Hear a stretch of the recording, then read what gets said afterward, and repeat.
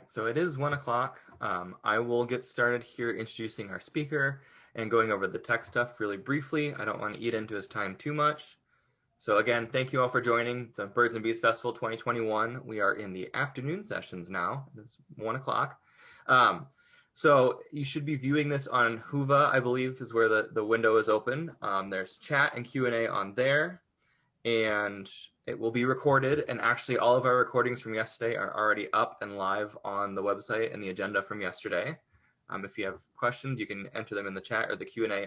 I prefer on the Whova one. There is the bar at the bottom of the viewing window too that you can use. And if you're viewing this on your mobile device, it might be better to turn your thing sideways so it's horizontal because it's a PowerPoint presentation. So it'd be a little bit easier to view that way. But without any further ado, we have had quite a few sessions already, so most of you are familiar with it at this point. I'm going to introduce our speaker. So Mike Dickey has been a full-time employee of Missouri State Parks since 1986. He is the manager of Arrow Rock, Boone's Lick, Sappington Cemetery, and Sappington African American Cemetery State Historic Sites. As a speaker, Mike has given presentations on cultural and natural history across Missouri and at national conferences and symposiums. Today, Mike will be presenting on Native Americans in nature around the Arrow Rock region. Take it away, Mike. Okay, thank you, Zeb, and welcome today. And we're going to talk a little bit about the relationship of Native Americans with nature. Native Americans have been in what is now the state of Missouri for at least 12,000 years, possibly even a little longer than that. But I'm mostly going to focus on the Osage, who were the predominant tribe in our area from around 1680, 1700 up until about 1825. So that'll be my focus. Those are the people that I know the best. I've had a lot of interaction with Osages. And I'll start off with this quote from my friend Everett Waller. He said, "I would say that in layman's terms, that we were a war society and used the elements of the animals, the other environments, and even the actual wind, the days, the time, the heat, the cold." So right off the bat, you can see that Osage life was very integrated with the forces of nature and the cosmos. Of course, they had to be in sync with those things because everything that they subsisted on came from nature. And if you weren't in sync with the cosmos, the changing of the seasons, the migration of wildlife, and the blossoming of plants, you were going to starve. Because make no mistake, life was very hard, and a good deal of life was centered around food gathering and preparation.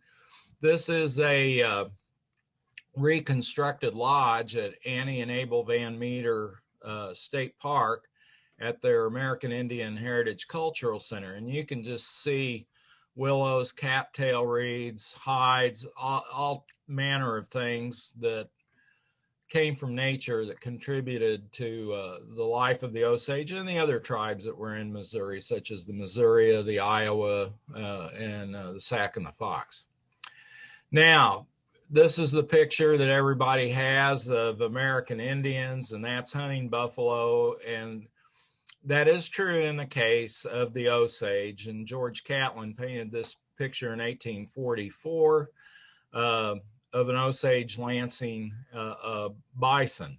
And in some of my research, I've found that at an early date, before the 1800s, that bison were probably actually more numerous in Missouri than people gave them credit for, especially in the northern part of the state and the western part of the state. Of course, you know, we had a lot of tall grass prairie, which is very lush, nutritious grass, actually better than the short grass prairies to the west. So I found quite a bit of evidence that bison were far more numerous in Missouri at an earlier date than I think people realized.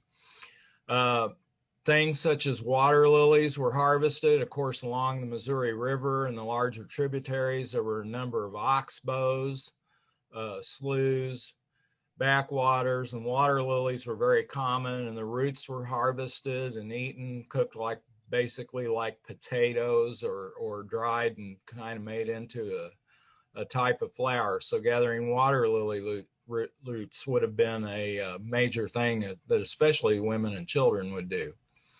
And of course, the Osages and a number of the Midwest tribes also practice agriculture. Besides gathering tubers, nuts, fruits, berries in their season, they also grew corn or maize, a variety of squashes, and a variety of beans, and that supplemented the larder. However, it was hunting that was the predominant source of food. Protein made up more of their diet than vegetable matter. Tying in a little bit with nature, the Osage creation stories have a lot to do with nature. And in their tradition, they have this symbol that represents the four upper worlds. One of the things that you learn about Osage culture is that they made no distinction between the supernatural and the natural. It was all blended together. The natural world was revealed the supernatural, and vice versa. And in their tradition, creation tradition, at one time they were in the upper world, or the heavens, and they basically didn't exist. They didn't have form. And the eagle led them down through the four upper worlds. And each time they passed through an upper world, they gained more attributes of human beings, so like a physical body, like a soul, the ability to speak. And they finally, the eagle brought them down from the upper world, and they lit in a red oak tree. Well, the earth was covered with water at that time, so the tops of the oaks were just poking up above the water. And they said, well, how can we live in this world that's covered with water? And so they prayed to Wakanta. Wakanta is their version, the great mystery, the great spirit, the creator, God, so to speak. So they cried out to Wakanta that they couldn't survive in this world covered with water. So Wakanta sent the great elk, and the great elk threw himself in the water, and each time he threw himself down on the water parted and dry land began to appear. And then finally, after a while, enough dry land appeared that some of the hair fell off of his neck, and it became grass. Well, the Osages have in their iconography this design here. This is called the hoiga. It's a symbol of life, and it represents the antlers of the great elk. And they say that the great elk holds life in his antlers. So that's a symbolic design there that commemorates the great elk creating dry land for the people to live on. Another thing, the Osages had reverence for small creatures that we typically think of as rather insignificant or unimportant, because when we talk about wildlife, a lot of people talk about large mammals or large birds, and they don't talk so much about the little things. But the Osages had the spider, especially the black widow spider, as a life symbol, something that their clans would identify with. And the story goes that one day an Osage chief wanted to find a life symbol for his people. And he went out in the prairies and was looking, and he came upon tracks of an elk. And this elk was monstrous, and he became very excited, and he said, well, this can become a life symbol. So he began following the tracks. And he was so focused on the tracks and trailing this elk that he didn't notice a spider web spun across the path. And he walked right into it, and he got all sticky, and on his face, and kind of upset by it. And the spider was there, and he got ready to swat the spider, and the spider spoke to him and said, grandson, what are you doing? And he said, well, I'm looking for a life symbol. And the spider said, well, I'll be your life symbol. And he kind of mocked that, and he said, why? And she said, I spin a web and I become a snare for life because, the insects and such get hung up in the web. And see, you got caught in my snare too. So he thought about that and he said, that's right. So the Osages adopted this symbol, geometric symbol of the spider. And Osage women used to have that design tattooed on the back of their hands. And that was a reminder uh, that even something as humble as a spider could hold life. And down below here, you see gorgets, spider gorgets that date from 900 AD to 1300 AD. And although the Osage design's more geometric and stylized, we can tell that this idea, this concept of the spider giving life or being a snare for life goes back thousands of years. And you find a lot of traditions that contemporary Native Americans had actually have their roots going back hundreds, if not thousands of years.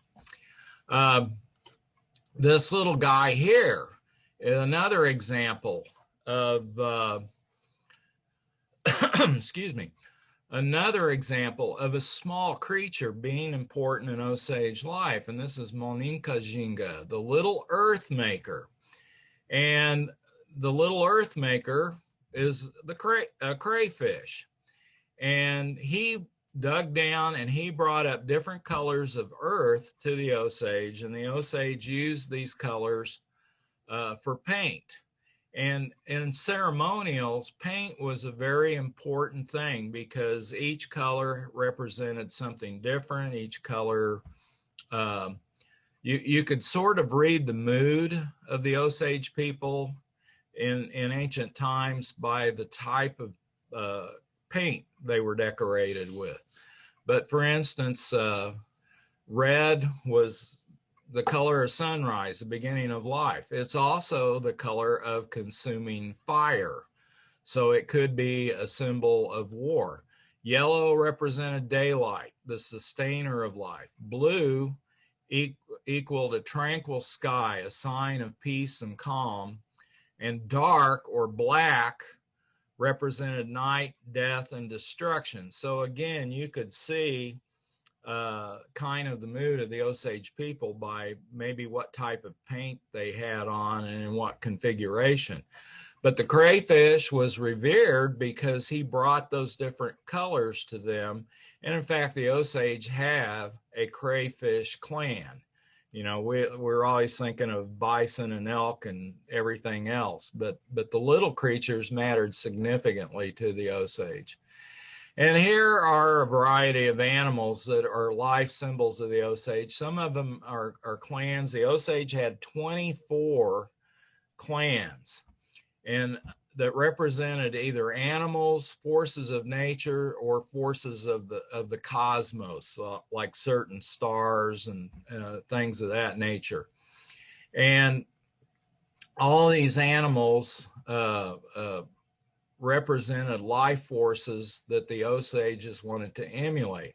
And whenever the 24 clans came together for ceremonial purposes, they believed that was the entirety of the cosmos or the universe as they understood it. So it was very significant. And they had a duality concept of the world: peace balanced war, summer balanced winter, death balanced and life balanced each other. And they always tried to maintain this balance. And that's why they were divided into sky clans, which were people that handled civil matters. The leadership for civil matters came from that. And the Hunka clans, the earth and water clans, the war leaders came from those clans. And of course, bears were significant, pumas, cougars as war symbols. Many of the war leaders came from that. The possum was the most inoffensive, peaceful animal that he was, and possum fur would decorate pipes, medicine bags that were related to peaceful activities, so forth, so on. Deer were significant because deer could see, hear, smell, and they knew when to run. And that was something that Osage warriors would emulate.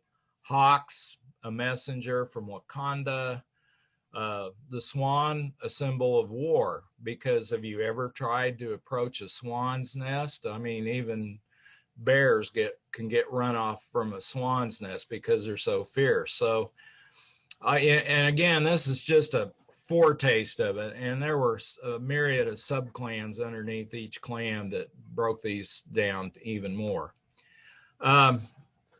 The Osages especially venerated certain birds, falcons, and on this headdress, this is from 1804, a drawing of an Osage warrior by CBF St. Mamin. There is on his headdress head here the head of a hawk or a falcon that's been dyed green. Green is the symbol of everlasting life. And ivory-billed woodpeckers were important, and these are the mandibles of ivory-billed woodpeckers, dyed green with copper powder. And again, that's a symbol of everlasting life. And they venerated these animals because of the speed of the falcon, its ability to capture prey swiftly without its prey knowing it. Ivory bills were venerated. Of course, they were very wary birds to approach, but they had perseverance. They could hammer wood all day long without ill effect. They also bore the colors of war, the red representing consuming fire, black representing death, but white representing purity of spirit, which meant in the Osage mind that war sometimes was a justified necessity to protect hearth, home, territory, or to get revenge for the death of a relative at the hand of another tribe. So all of this symbolism is used in decorations because the Osages wanted to emulate or take that particular attribute, power of those creatures and incorporate it into their life.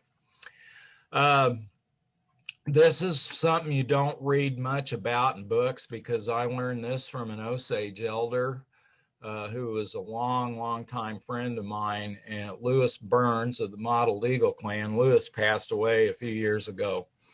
But he told me when he was a young boy, he was out with his grandfather, and they were checking cattle or something, walking around a stock pond, and there were dragonflies around the pond. And Lou said, I picked up some pebbles and started throwing them at the dragonflies. And he said, my grandfather said, stop it. He said, those are guardians. And he says, you don't want them to go and tell Wakanda that you're throwing rocks at them. And the Osages, the small creatures like dragonflies, hummingbirds, chorus frogs, cricket frogs, even snakes, were messengers to Wakanda, and they would tell Wakanda, they said, soaring eagle's being a bad boy, and he needs to be punished, that type of thing. And so what Lou told me was that when these animals are out and active, he said, you could ask the Osages something. He said, they're going to be very truthful with you. But he said, when these animals have hibernated or when they've migrated further south out of Osage territory, he said, you could tell stories. And he said, some of our stories were real whoppers. So Lou told me, because I have read so much stuff that was written contrary to what we know about Osage beliefs and ideals. And Lou told me, he said, always look and see when the author recorded that. Because if he recorded it in the winter months, he said, then the Osages were just yanking his chain. But he said, if they wrote something down in the spring or the summer or early fall, he said, you could be pretty certain that it was reliable information. But he said, they like to tell good jokes, but they could only do it at certain seasons of the year. Another little creature that figured greatly in Osage culture were river otters. And of course, river otters, they really don't have any natural enemies. I mean, and they're adaptable to life on land or in the water, and there really isn't anything much that can harass them or bother them. And they're very quick-witted, playful animals. And so Osage elders, who had proven themselves to be very wise, very good men of good character, very adaptable to situations and leadership, they were entitled to wear a bandeau or a band of otter skin. So when you see pictures of Osage men like this wearing these otter bandeaus, you know that they were the wisest men of the tribe and very, very significant and good leaders.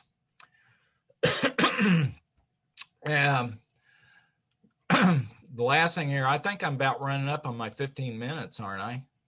Okay. I'm going to share this quote. This is recorded by George Sibley, who was a trader to the Osage in the early 1800s. And this is a quote from Monshan Akidatunka, the great protector of the land, which is rendered in treaties and so forth as big soldier. Just so you know, Osage language is very poetic. And you ought to, if you ever get a chance, you can go online and hear some people speaking Osage. Very flowery, very poetic language. And their words paint word pictures. So Monshan Akidatunka, great protector of the land, and Indian agents write big soldier. Yeah, it just kind of diminishes it. But he said this in 1820. He said, I see and admire your manner of living, your good, warm houses, your extensive fields of corn, your gardens, your cows, oxen, workhouses, wagons, and 1,000 machines that I know not the use of. You whites possess the power of subduing every animal to your use. You are surrounded by slaves. Everything about you is in chains, and you are slaves yourselves. Talk to my sons. Perhaps they may be persuaded to adopt your ways. But for myself, I was born free, raised free, and wish to die free. So even though life could be very harsh, it was a way of life that the Osages were endeared to, and were not so willing to just give it up, because they realized that there were some shortcomings to the European civilization and so forth. And so, to echo his words, I say, don't be slaves to tech. Don't be get involved with nature and commune with nature. So that said, I think I went a little over, but it's hard to compress all that in 15 minutes. So I could have talked about any one of these topics for a week. That is wonderful. Thank you, Mike. Yes, and I will let the audience know for our practice session, it was a great treat to be able to hear Mike talk about some of these things in even more detail. That Guardian story is really funny to me. It's a great story that I'd never heard before. If anybody has any questions, you don't find, and this is the thing. I've been around Osages for about 16 years or so, and I have a lot of friends. I go visit them in Oklahoma periodically, and I've had them come up here, and they've done programs for me. And, I just understand that a lot of their old culture, traditional culture, is lost because of repeated epidemics. And quite frankly, the federal government deliberately tried to obliterate all that culture. And so a lot has been lost, but it's amazing. You find out some of the things that still remain and the little nuggets that have remained hidden. And being friends with some Osage elders and some of the folks who've been important leaders and work in their museums and so forth, I've learned a lot of little things that you just don't pick up a book and read about. So it's kind of fun. Awesome. I have a question in the chat asking if we can share your email address. Is it okay if I type that in the chat for people to Yeah, get to you? that's fine. Perfect. Mike.Dickey@dnr.mo.gov. And it is in the chat now. And I'm going to go backwards now. There was another question.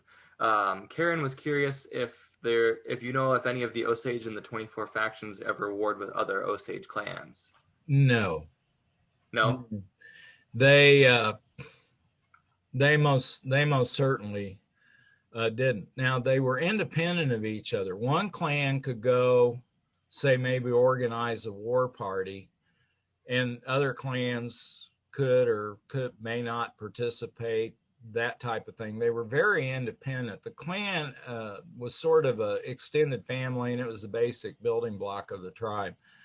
Uh, yeah, there were times that Osage leaders uh, got at odds with each other, as to certain directions to take. But as far as physically fighting with each other, that was a big no-no. And if one Osage killed another Osage, a couple of things might happen. The chiefs probably would arbitrate, and the family of the victim could do one of two things, or one of two or three things. They could either demand the life of that person, or they could demand a certain amount of gifts like horses, a gun, whatever, as payment. They called it covering the blood, as payment for taking that person's life, or they could be banished from the tribe. Now, very rarely did one Osage kill another Osage, but when they did, usually one of those three punishments were meted out. So there was very little, I guess, what you would call intertribal crime. But, there were plenty of enemies around the Osages that they had to contend with, and internal strife would have been very damaging to the welfare of the Osage people. That makes sense. Awesome. Well, I don't see any more questions, and we are about out of time. So thank you again for joining us, Mike. We really appreciate you volunteering your time for this, and we hope everybody enjoys the rest of their sessions. And again, this will be recorded. I think Ethan put that in the chat, so you can look for it on the session agenda, and then keep enjoying the rest of our festival. Thank you all for attending, and we'll see you next time. Bye.